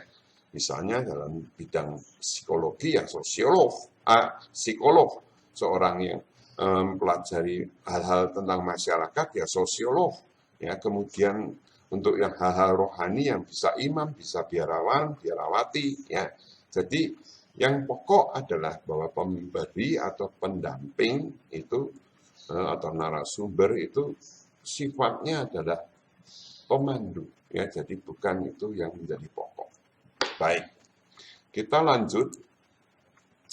Peranan sekarang rekoleksi bagi kaum muda Katolik itu bagaimana? Nah, bagi kaum muda Katolik dalam pembentukan iman sangatlah penting. Jadi ini ya salah satu sarana gereja atau paroki untuk membina ya, iman kaum muda. Sebab apa? Karena pada masa muda, ya pada masa muda itu sungguh-sungguh masa pembentukan diri, ya, jati diri seseorang. Bukan pada waktu dia sudah tua, nggak bisa dibina lagi. Ya. Melalui rekoleksi kaum muda Katolik dapat pertegas kembali identitas diri, kepribadian mereka, dan keunikan setiap individu, sebagai pribadi yang utuh. Dan sehingga dengan demikian mereka dapat menemukan pijakan, ya, pijakan yang benar, yang tepat untuk kehidupan selanjutnya. Ya, ini penting pembinaan iman bagi kaum muda, ya, sebagai sarana rohani yang membentuk kepribadian mereka sehingga menjadi pribadi yang bisa itu tahu pijakannya untuk ke arah depan. Kemudian bagaimanapun juga kaum muda adalah generasi penerus gereja dan bangsa tentu saja. Untuk dapat menjadi penerus gereja dan bangsa ya, yang baik, salah satunya dilakukan adalah mengolah diri, membina diri, ya, menjadikan diri itu berkembang ke arah yang baik. Dan dengan menjadikan dirinya siap untuk hidup menggereja dan disegani oleh masyarakat, kaum muda memang harus sehat dan tidak terlibat hal-hal yang merugikan mereka sendiri, entah narkoba, entah seksualitas, ya. Dengan menghindari hal-hal negatif yang membuat kaum muda menjadi tidak baik, semestinya kepada mereka perlu diberikan penyegaran rohani, ya, pengarahan moral yang sesuai. Ya, ini arti atau fungsi dari rekoleksi. Nah, untuk membuat satu rekoleksi perlu ada hal-hal yang perlu diperhatikan. Ya. Nah, ini khususnya untuk kaum remaja atau kaum muda. Jadi, yang pertama harus kita lihat dulu tujuannya apa rekoleksi itu diberikan. Yang pertama adalah bahwa tujuan rekoleksi memberikan pemahaman akan arti dan makna orang yang mengolah diri pribadi. Nah, sejauh mana orang itu memahami bahwa pengolahan diri itu penting dan bagaimana diolah. Kemudian B, menyedarkan makna dan tujuan orang yang mengatasi diri secara di Katolik sebagai anggota keluarga. Jadi orang yang mengaku diri secara Katolik perlu ada pembinaan. Ya. Kemudian memahami bagaimana peranannya menjadi orang muda Katolik menurut ajaran Katolik. Jadi tujuan rekoleksi bagi kaum muda atau remaja Katolik itu ada beberapa, ya. Jadi memang pembinaan untuk kepribadian mereka. Sumbernya bagaimana sekarang? Materi atau bahan yang disampaikan bisa dari kitab suci, ya, bisa dari buku-buku tentang remaja dan kaum muda (OMK), bisa juga dari buku-buku iman berjenjang yang di keuskupan itu ada, juga buku-buku bimbingan konseling, ya, itu bisa juga dipakai sebagai bahan, serta pengalaman konkret, ya, peserta melalui sharing, ya, bisa juga dia tambah dengan sumber tambahan lain berupa film atau drama, teater atau permainan, ya. Jadi banyak sumber yang bisa diambil untuk itu. Nah, metode juga diperhatikan untuk satu rekoleksi, apakah itu dilakukan seperti ceramah atau tanya jawab talk show begitu, ya, atau diskusi atau sharing kelompok, ya. Bisa juga ada dalam rentetan rekoleksi itu kegiatan rohani, ya, lewat liturgi ekaristi atau ibadat sabda atau istilahnya selebrasi sabda. Nah, ada juga peralatan-peralatan yang diperlukan dalam suatu rekoleksi, ya. Misalnya alat-alat elektronik, ya. Apakah sudah siap mic-nya, sound system itu, ya. Kemudian juga ada laptop, sekarang LCD, ya, untuk melayangkan bahan, ya, organ, ya, gitar, musik itu, ya. Juga teks lagu, perlengkapan liturgi untuk kalau misa nanti, perlengkapan permainan, icebreaker istilahnya supaya tidak bosan, ini penting disiapkan, ini peralatan istilahnya. Ya. Nah, sasarannya sendiri bagaimana? Untuk rekoleksi kaum muda dan remaja, ya tentu saja para siswa, ya, SMP, SMA, mahasiswa-mahasiswi, ya, OMK. Nah, kalau rekoleksi bisa itu lama, tapi biasanya itu singkat saja, ya, setengah hari. Ya, jadi mulailah misalnya jam 9 sampai jam 13 termasuk makan siang itu, ya. Nah, kemudian langkah-langkah bagaimana membuat satu rekoleksi. Yang pertama adalah kegiatan awal. Perlu ada lagu pembuka, kemudian ada doa pembuka, kemudian ada salam, ya, kemudian pengarahan, ya, pengarahan diberikan. Lalu ada sedikit waktu untuk perkenalan, saling mengenal satu sama lain. Nah, kita sampai pada kegiatan inti. Nah, ada session-sessionnya, ya, tahap-tahapnya.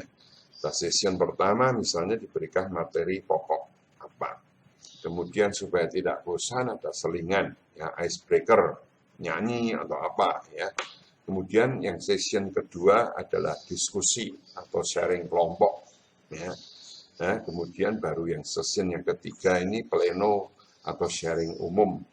Nah, kegiatan akhir penutup itu biasanya diakhiri dengan kegiatan rohani, misalnya perayaan Ekaristi atau ibadat sabda. Ini rekoleksi. Ya. Sekarang kita masuk dalam tema berikut, yang terakhir adalah pastoral pendampingan keluarga. Ya. Kita lihat pendampingan keluarga itu bagaimana. Ya. Jadi secara umum dulu, ya, Konsili Vatikan kedua itu mengangkat persoalan perkawinan dan hidup berkeluarga sebagai salah satu tema pastoral yang penting dan mendesak dalam dunia masa kini. Kalau kita lihat di dalam Gaudium et Spes itu dalam dokumen Vatikan kedua artikel 46 itu menekankan pentingnya, ya, bagaimana perkawinan dan keluarga ini menjadi bahan atau ranah lahan pastoral yang sangat penting. Nah, gereja menyerukan supaya keluarga kembali mendasarkan dan mengarahkan hidupnya pada rencana dan tujuan Allah mengadakan lembaga perkawinan dan keluarga yang baik. Ya, kita bisa lihat di dalam Lumen Gentium 11, ya, dan juga di dalam Familiaris Consortio, ini ensiklik Paus, ya, di sana disebutkan yang bab 3. Jadi pentingnya untuk supaya keluarga mendasarkan dan mengarahkan hidupnya pada rencana dan tujuan Allah mengadakan lembaga perkawinan dan keluarga. Kemudian Paus Yohanes Paulus II dalam ensikliknya yang saya sebut tadi sedikit mengenai konsorsio, Familiaris Consortio tahun 1981 menegaskan bahwa gereja mengungkapkan tanggung jawabnya dengan menyelenggarakan aneka pendampingan keluarga, baik pembentukan keluarga, ya, sebelum perkawinan itu persiapan lama itu, ya, tetapi juga maupun pasca perkawinan sesudah menikah ada pendampingan di situ. Kemudian kalau nanti ada masalah, ya, pendampingan dalam situasi khusus. Dari dalam Familiaris Consortio itu artikel 95 sampai 84 itu ditegaskan pendampingan terhadap tahap-tahap perkawinan ini. Kemudian gereja mengundang seluruh penanggung jawab pastoral keluarga dan bahkan seluruh umat untuk mengembangkan suatu pastoral pendampingan keluarga yang terpadu dan integral yang mencakup pendampingan, ya ini disebutkan kembali, persiapan hidup berkeluarga. Itu tadi peraih. Kemudian pendampingan pasca perkawinan. Jadi setelah menikah kemudian ada pendampingan, ya. Karena tahun ketiga biasanya ada banyak krisis dalam kehidupan keluarga. Nah, kemudian juga pendampingan dalam saat khusus. Ya, kalau ada situasi bentrok, ya. Jadi kasus, ya, ini penting penyelesaiannya bagaimana. Itu kita lihat di dalam Gaudium et Spes artikel 52 diserukan begitu. Kemudian Paus Fransiskus mengajak seluruh gereja untuk mendalami, ya, tema. Jadi Paus Fransiskus itu mengajak untuk mendalami tema hidup perkawinan dan berkeluarga dalam konteks evangelisasi, ya, baik melalui sinode luar biasa para uskup dibuat tahun 2014 lalu, kemudian ada World Family Meeting tahun 2015, dan sinode para uskup 2015. Gereja Indonesia pun mendalami tema hidup keluarga ini di dalam Sidang Agung SAGKI, ya, Sidang Agung Gereja Katolik tahun 2015 itu, ya. Jadi ditekankan kembali pentingnya pendampingan keluarga. Banyak awam dan biarawan-biarawati itu dilibatkan secara aktif dalam karya pendampingan keluarga di paroki. Ya. Dibuat satu kursus sederhana, ya, mengenai kursus pendampingan keluarga. Nah, ini berupa pembekalan dan juga training pelatihan untuk mempersiapkan petugas-petugas pastoral keluarga dalam pastoral keluarga di paroki dan mungkin di tempat-tempat lain. Ya. Nah, kursus ini sekaligus sebagai training for trainer. Jadi dia dilatih untuk menjadi pembina atau pelatih. Ya, jadi dilatih untuk menjadi pelatih. Ya.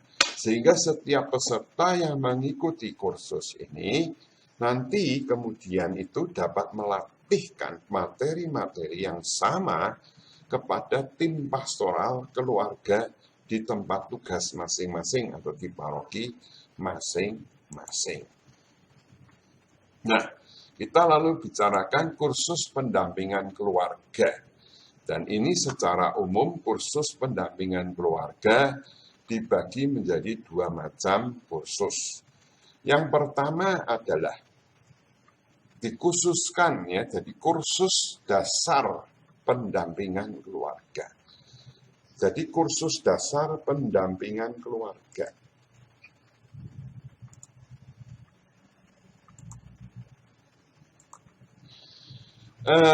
Dikhususkan bagi yang bekerja secara praktis dalam pastoral keluarga, baik di paroki maupun di keuskupan. Jadi ini kursus dasar, ya, mulai awal dulu.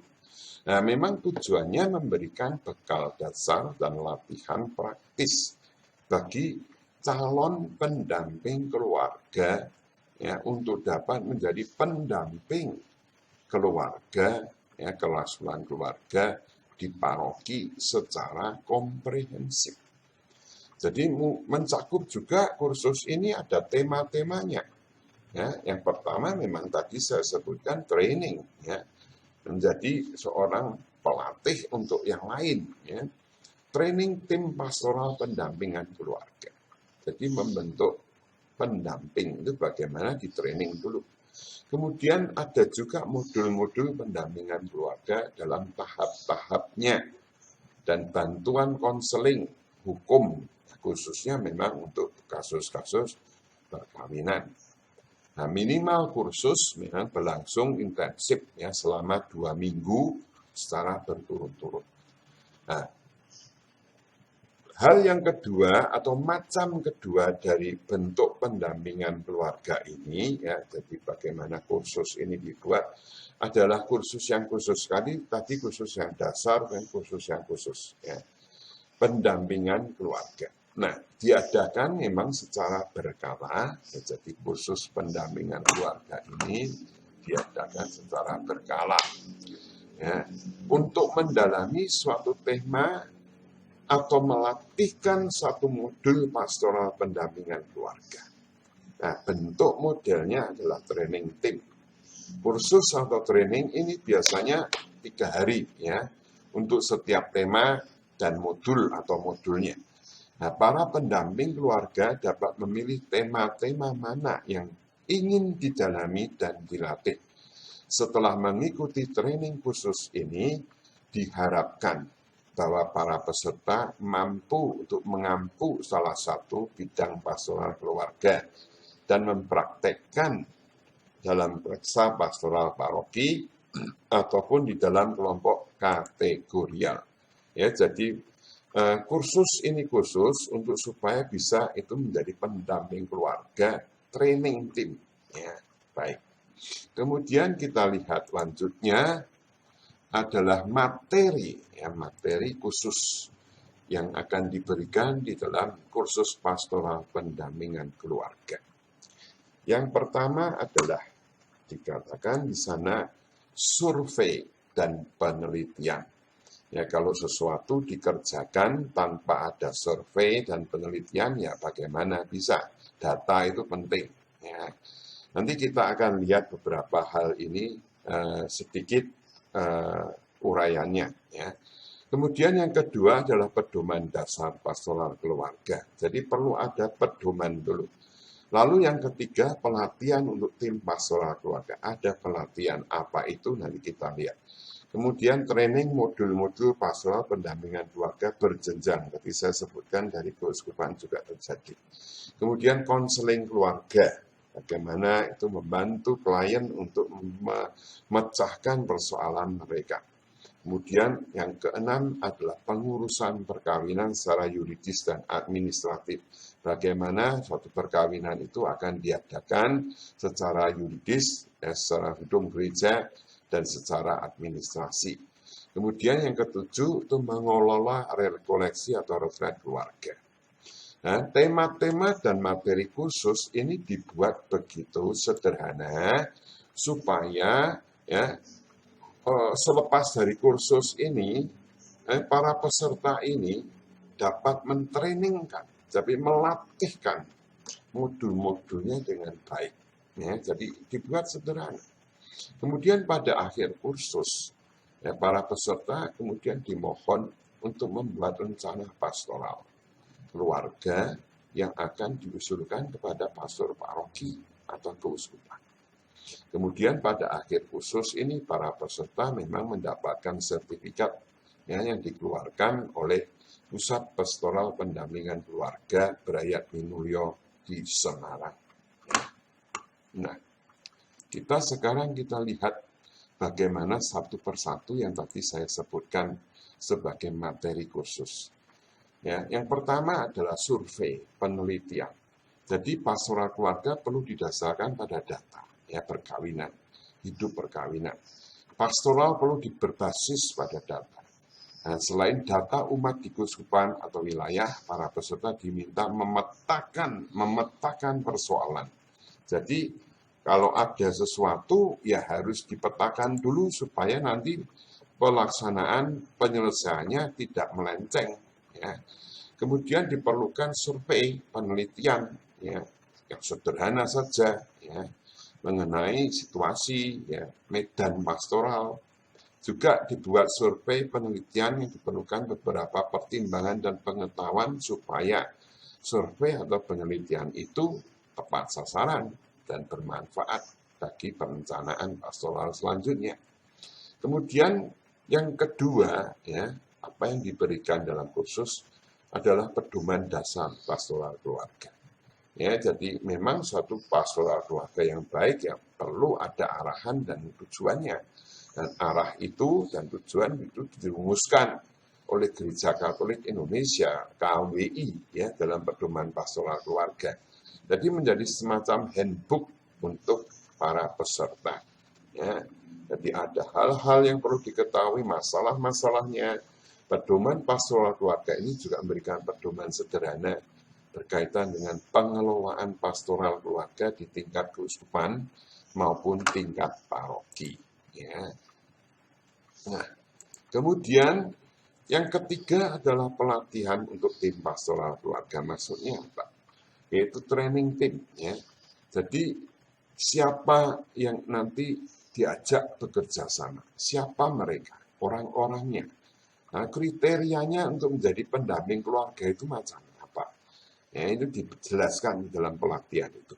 Bagaimana mengelola dan mendampingi para rekan kerja untuk berpastoral dalam perspektif Kristiani. Ya, tidak hanya pendamping keluarga, itu umum saja, tetapi ada bobot Kristianinya. Dan setiap tim direkrut berdasarkan pada kebutuhan pastoral.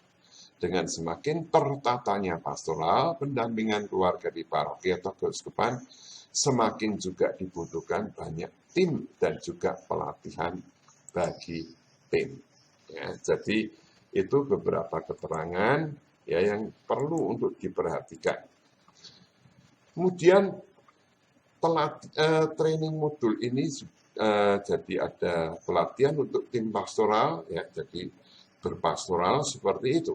Trainingnya modul-modul pastoral pendampingan keluarga berjenjang itu bagaimana? Ya, jadi kalau kita lihat keluarga itu memang hidupnya ada tahap-tahapnya. Nah, begitu juga pastoral keluarga dibagi menjadi beberapa tahap. Tadi yang sudah saya sebutkan tahap pranikah, ya. Nah, pada saat menikah juga, nah setelah menikah, masing-masing tahap ini masing-masing dibagi menjadi beberapa bagian tahap-tahap yang lebih detail. Nah, kesadaran akan adanya tahap-tahap hidup berkeluarga ini perlu ada di dalam pengelolaan pastoral keluarga. Nah, jadi setiap tahap mempunyai tekanan dan prioritasnya serta fokus perhatian yang memang berbeda-beda. Kemudian ada beberapa metode dan modul disampaikan sebagai contoh sekaligus menjadi inspirasi bagi pendampingan keluarga sebelum dan sesudah menikah. Ini dalam kursus itu diberikan. Ya. Dan modul-modul seperti ini butuh tim yang perlu mendapatkan pelatihan. Ya, kalau tidak dilatih nggak bisa. Ya, sekaligus membutuhkan cara-cara penerapan baru. Jadi sesuai dengan situasi. Ya. Bah disampaikan dalam bahasa, sesuai dengan konteks budaya, situasi konteks hidup umat yang bersangkutan. Jadi memang trainingnya ini ya bertahap, ya, pelan-pelan, tetapi terus akan terjadi. Kemudian yang kelima adalah soal konseling keluarga. Di paroki-paroki atau wilayah perlu ada tim yang dapat menjadi tempat mengadu. Ya, ini penting ya. Jika umat mempunyai aneka persoalan, dibutuhkan orang yang mampu untuk berada di samping mereka yang mendengarkannya. Dan konseling keluarga akan melengkapi peserta untuk bertumbuh menjadi pribadi pendengar. Ya, jadi kita lihat di sini pentingnya ya mendengarkan. Ya, memang harus juga mempunyai beberapa kemampuan praktis, ya, itu untuk merumuskan persoalan dan menemukan langkah pemecahan persoalan. Nah, ini penting untuk dilatih. Nah, di dalam konseling peserta diajak untuk lebih berfokus pada pribadi yang menghadapi masalah si konseli itu atau klien itu, ya. Jadi dengan bantuan yang diberikan diharapkan klien itu bisa menyelesaikan masalahnya. Ya, bantuan. Jadi bukan penyelesaian itu dibuat oleh konselor, tetapi oleh yang dibimbing. Kemudian pengurusan perkawinan secara yuridis dan administratif yang saya singgung tadi. Nah, dalam pengurusan ini, peserta khusus diundang bukan sekedar tahu mengenai hukum gereja, ya, melainkan juga didampingi untuk bagaimana membantu umat memfasilitasi umat yang memerlukan tahapan penyelesaian perkawinan, ya, secara hukum gereja. Ya, dari melihat menilai perkawinan non-Katolik, membuat riwayat perkawinan yang lengkap, proses-proses administrasi untuk pengesahan, mungkin juga terjadi ada pembatalan atau anulasi, maupun juga sampai pada pemutusan perkawinan itu bisa terjadi, dan itu dilatihkan atau diberikan sebagai bahan kursusnya. Nah,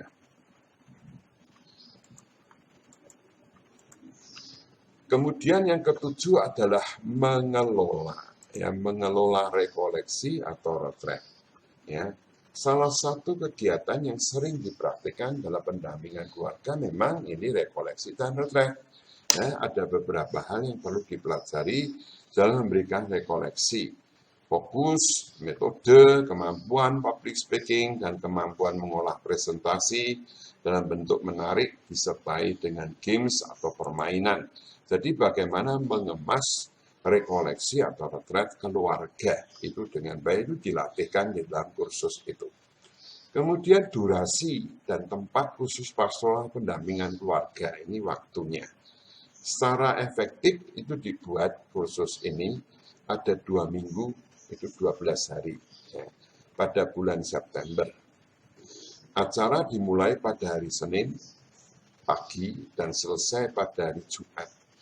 Hari Sabtu dan Minggu menjadi kesempatan untuk mengadakan rekreasi bersama atau kunjungan keluarga ke paroki-paroki yang terdekat. Kursus ini dimulai dari pagi sampai sore. Waktu malam dijadikan kesempatan untuk studi pribadi, jadi pengendapan tema yang diperoleh pada siang pagi hari itu. Dan diskusi kelompok serta latihan bersama, biasanya dipakai seperti itu. Ya. Kemudian tempat pelaksanaan termasuk pendaftaran dan persiapan atau penginapan untuk kursus pendampingan keluarga ini adalah di pastoral keluarga, yang pusat pastoral keluarga, pendampingan keluarga Brayat Minulyo yang saya sebutkan tadi, disingkat dengan Puspas Brahmin, itu Jalan Guntur 20 ya Semarang, ya di sana diberikan kursus-kursusnya. Jadi memang pendampingan keluarga memang sangat dibutuhkan oleh umat masa kini. Apalagi sekarang menghadapi perkawinan dini atau perkawinan yang terlalu lama, ya, jadi ada perlu pendampingan khusus dalam kehidupan berkeluarga di paroki. Nah, inilah bahan-bahan ya yang dari mulai awal ya pekan pertama sampai pekan ke-14. Ya, semoga apa yang diberikan itu dapat menjadi inspirasi, dapat menjadi bantuan untuk para mahasiswa yang nanti kelak akan entah berpastoral atau menempuh itu tahun orientasi pastoral atau menjadi katekis ya. Jadi ini bekal-bekal yang dapat diperoleh, semoga membantu. Terima kasih atas perhatiannya. Salam jumpa lagi.